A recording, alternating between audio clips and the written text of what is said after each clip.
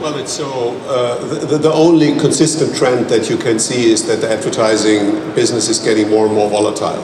That's why it is absolutely impossible to make any prediction here or have any kind of plan for the next 2 years or for the speed of decline. To be on the safe side, I would always expect that it is ongoing. I don't see any reason why there should be suddenly a stop of that.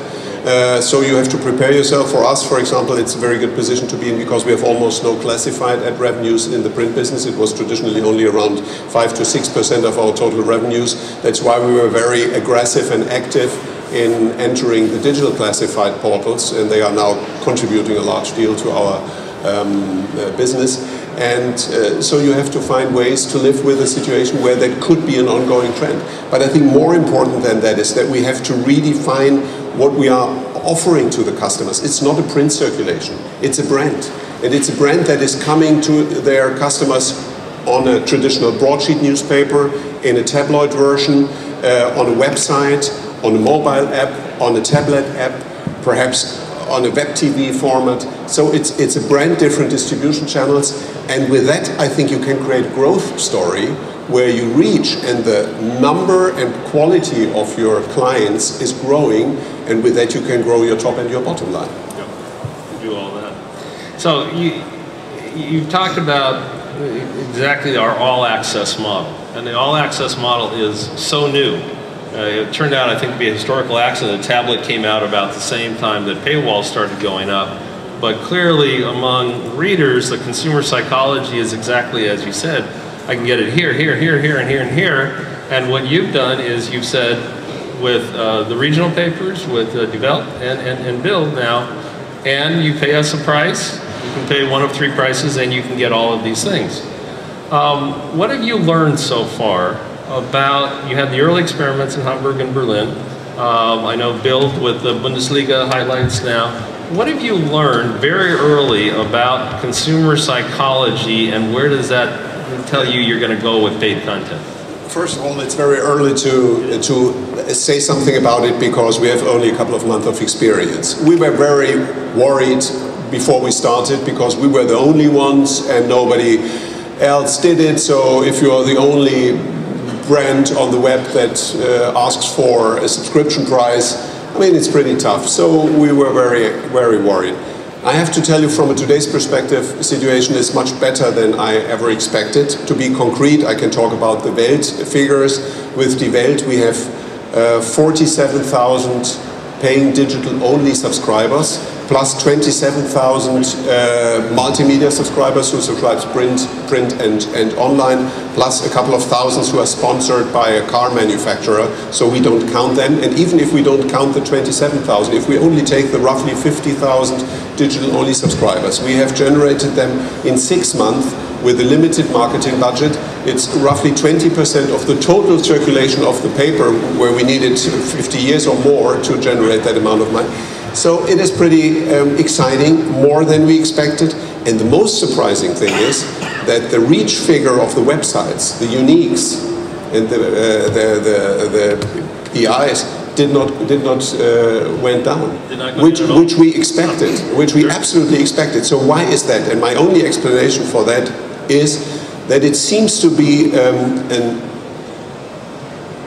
emotional perception that something that has a price has a higher value and we want to be part of it. Otherwise, I could not explain, to be very honest with all confidence in the great quality of our journalism, but why so many people are willing to pay, although they have so many alternatives for free around us, and plus why the reach figure is not going down. So there seem to be enough people who think, okay, this is worth paying that price. And I think it's very encouraging.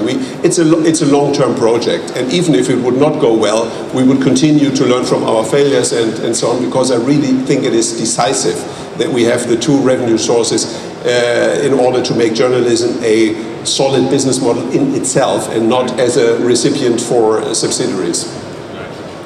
Andrew, I know you have a number of individual paid products where iPad is paid in some places, and you're managing this great global audience growth and using social media, as you displayed up there, to do something which is unusual in the trade. You're growing greatly, and yet I know UK and London specifically is one of the maybe the toughest paid content market in the world.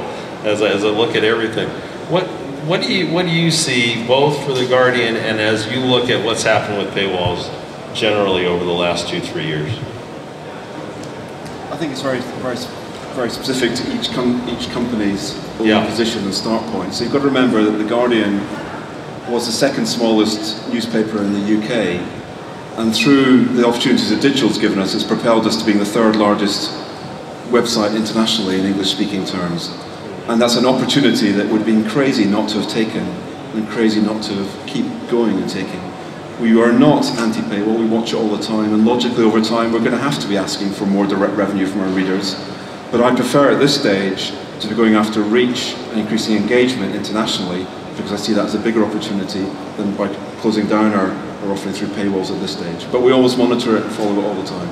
Is it going to take you to a path, you think, by say 2015, where you are finding ways to get more reader revenue? Is that an important strategy, to take advantage of that reach? Well, I would argue that we are getting strong reader revenue. So digital advertising is only there because we've got readers. It's maybe indirect, but it's still reader revenue. Sure. And the classified business we have as part of the Guardian's reader revenue. So I would argue it's there. It's about how one monetizes the readers, and that's really the challenge, whether it's direct or not direct. Let's talk about weekend, and you made the point about weekend, and I know one of the subscription choices is get digital plus Sunday.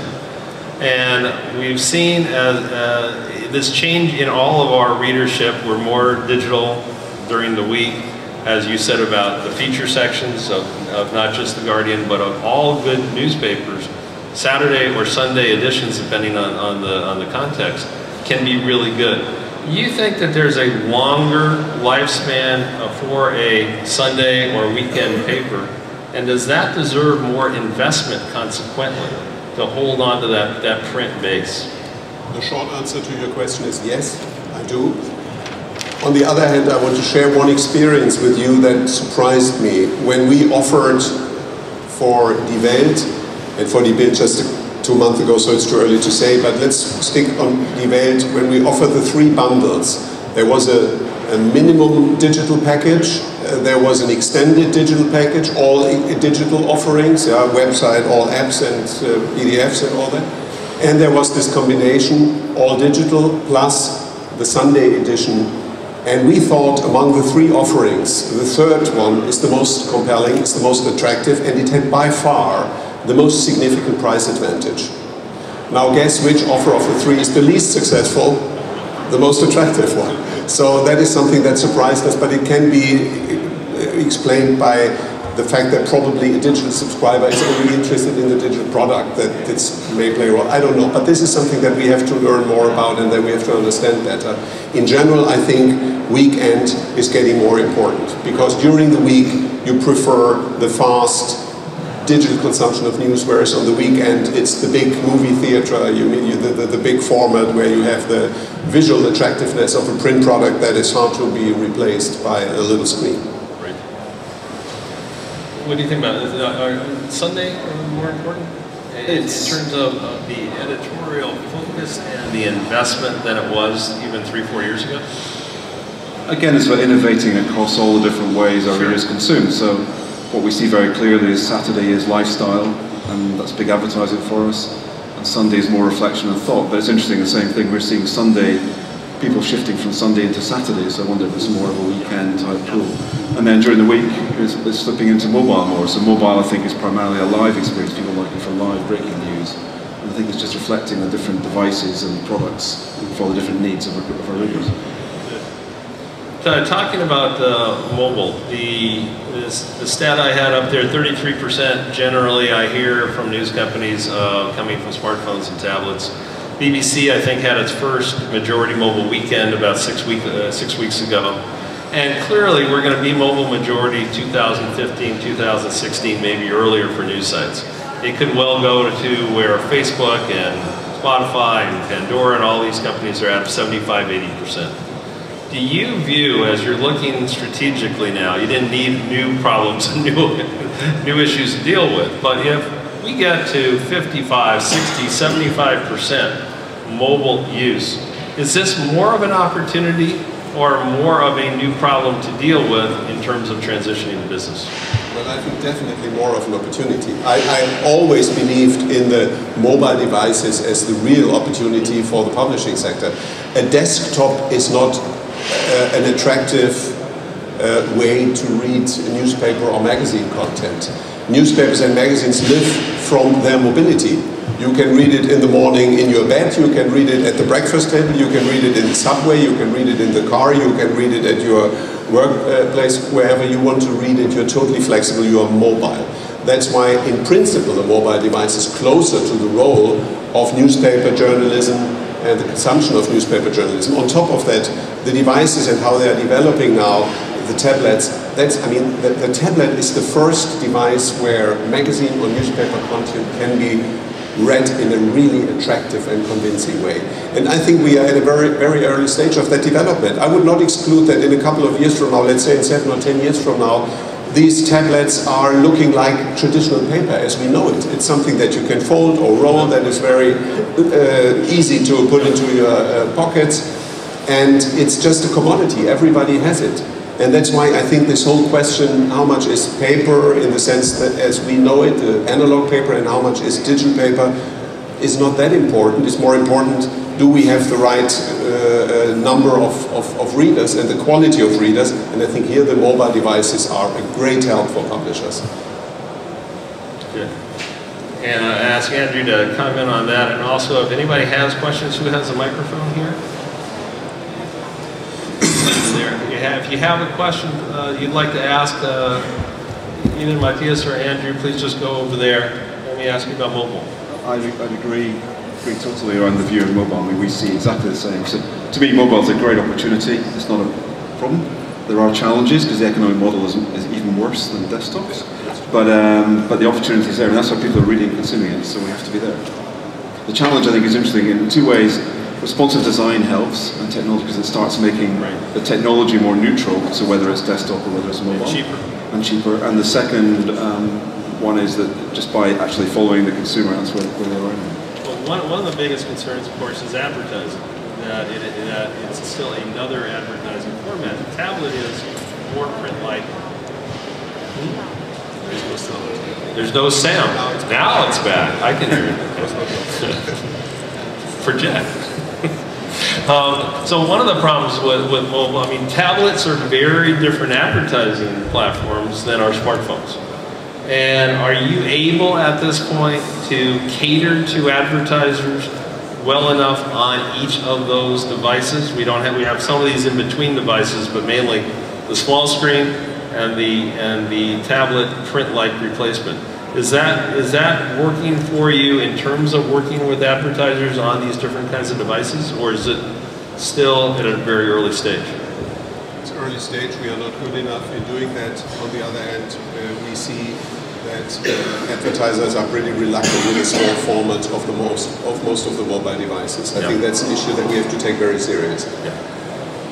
Again, it's so early to try and land in it. It's working, and it's up to us to innovate and find the ways for advertisers to engage. But again, an iPad's very different from a mobile phone, and I think it's trying to reflect the device, and even the way what's consumed in them are very different as well.